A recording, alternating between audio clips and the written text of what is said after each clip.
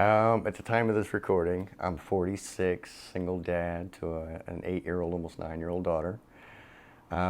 We've been living in Corvallis for 5 years, almost 6 now. When we first got here, we were coming from a domestic violence situation. We wound up in this shelter and kind of got stuck there for a year or so. I was lost. I had no idea what I was going to do or what was going on. I just knew I needed to take a whole bunch of steps. Just couldn't find the goomph to do it. you know,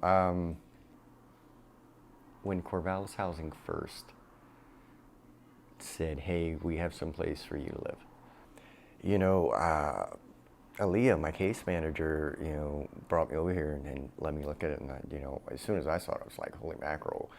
It was overwhelming because when I first walked in the door, I walked in one door and didn't bother to turn to my right and even look that way. So I looked this way and thought, "Oh wow, this is such a huge apartment. Oh my God, it's so gorgeous."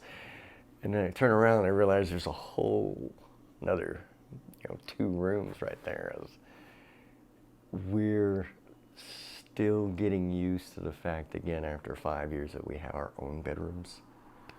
Most of the nights I'm pulling the mattress out of her bedroom into the living room so that we can sleep out here. It's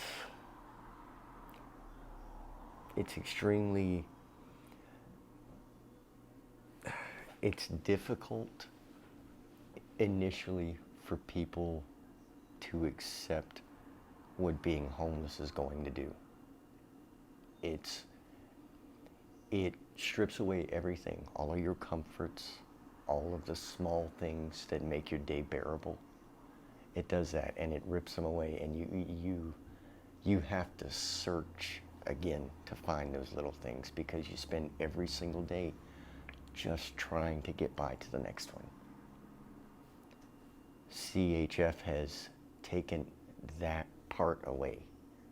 They've taken all that stress. They've taken that day-to-day just fear that it's always there, and it just sits in the back, and you can't think straight. You can't organize your thoughts. You can't make plans and follow through because you're continuously worrying about where you're going to be and what's going to happen next. There's no stability. I grew up a broken home, child of foster care, drug addict for many years. I've been in recovery now and clean for almost 12 years. I come into this world with a lot of things against me, and I didn't realize it at that point what I'd have to overcome because it was normal. It was life. It's how you lived it. I got older, started to recognize that the lifestyle I was living wasn't mine. It was what people had told me I was going to do and be. It took me a long time to realize that. I'm 46 now, and I'm still realizing that I have behaviors that aren't mine. They're behavior memories that, your immediate response to something isn't what you really mean. It's what you're programmed throughout your experiences to. And I'm finding out that, that I carry those a lot. I don't want my child carrying those. And one of the things that affected me growing up tremendously was poverty and being houseless. When you're homeless and you are interacting with anyone, and I mean anyone,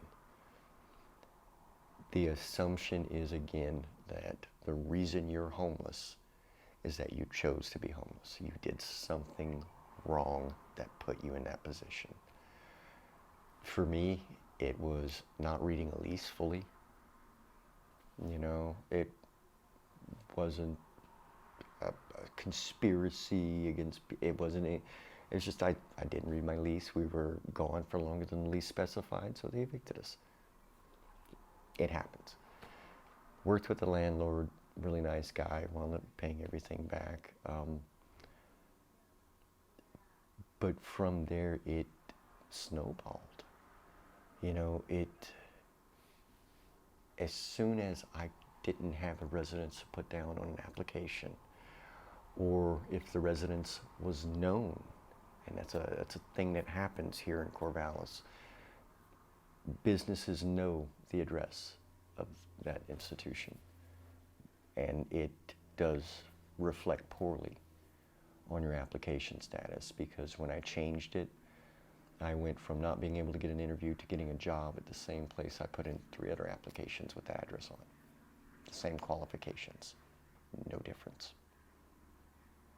So there's definitely a stigma for the homeless, and again, it doesn't matter why they're homeless. Us experiencing it for 5 years, I've seen a variety of different reasons for it. I see a lot of drug abuse, a lot of mental health issues, and that's to be expected. I mean, life's hard, it sucks, and some people can't deal very well. It's just how it is. Shouldn't punish them for that. I consider myself a success story because I didn't fall as far as some folks have. I've always just been waiting for that hand out, so I could grab it and they can give me a hand up from there. CHF did, and I plan on now using the opportunity they've given me to start giving back in the way that I can. CHF has set up a situation so that people can take themselves out of their homeless situation and stay out. They don't provide you with a slip and slide so you can go right back out the door. They work hard with you to make sure that you are able to pay your bills, to integrate you back into mainstream. Almost everyone in this complex that I live in was in the shelter with us. It's how I know that they're doing what they say they're doing, because these people have been here for years now, and they stay here because CHF provides them with that option to be housed. They don't choose to ignore us, to avoid us, to pity us. I feel that they recognize each of us as being human beings, and they treat us as a person, not a homeless person, but a person. Corvallis is fantastic.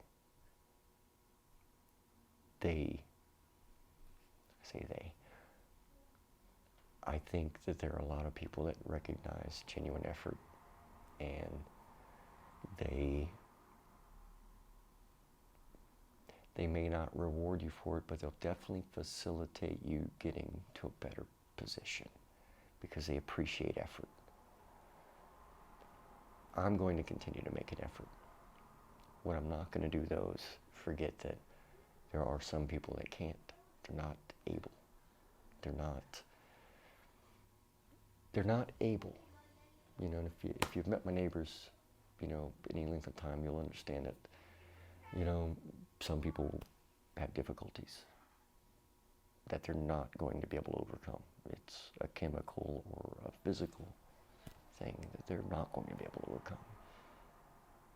Again, you don't want to punish people for being mentally ill. You want to take care of people who are mentally ill. CHF does that. They ensure that people who may have otherwise, again, fallen through the cracks are able to blossom, to you know, it sounds so cliched, to grow, but when you have that confidence of having a place that is yours to come back to at the end of the day, it imbues you with this charisma as you walk out the house, you know, and because you're swinging your keys around, you know, and you're walking up to the door, and when you're filling out that application, you're all like, my address is now. And that first piece of mail,